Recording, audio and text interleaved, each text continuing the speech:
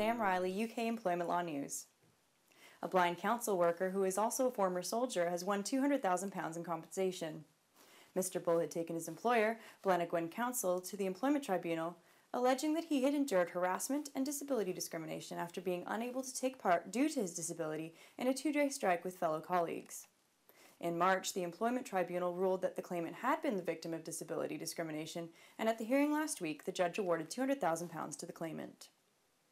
Pendragon, the UK's largest car dealer, has been fined over £35,000 at an employment tribunal. They were said to have reduced the wages of 40 employees to a rate that was below the national minimum wage in order to cover a number of staff benefits, such as the opportunity to lease a car from the company. Despite that the employees may have agreed to the wage reductions in exchange for staff benefits, since their net pay fell below the minimum wage, the firm had broken UK employment law. The employees were awarded £30,000 between them, and a further fine of £5,000 was imposed on the firm for breaking the national minimum wage. A lap dancer's claim for unfair dismissal has been returned to the Employment Tribunal. The claimant had worked at Stringfellows Club for a period of 18 months. In 2008, the original claim was dismissed as the claimant was determined to be self-employed. In 2010, the appeal determined that the claimant was under contractual obligations, therefore fully employed, and the claimant is now bringing her case back to the Employment Tribunal. Stringfellows says they will launch a counter-appeal.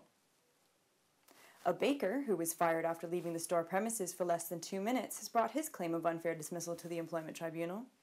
Mr. Tyler worked at Sainsbury's in Amblecote Stourbridge until he was dismissed for leaving the premises without permission. Speaking at the Birmingham Employment Tribunal, the claimant said he had to make a quick dash to his car to get some money.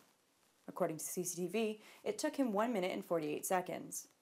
With the purpose of hearing further evidence, the judge decided that the case would be adjourned until a later date.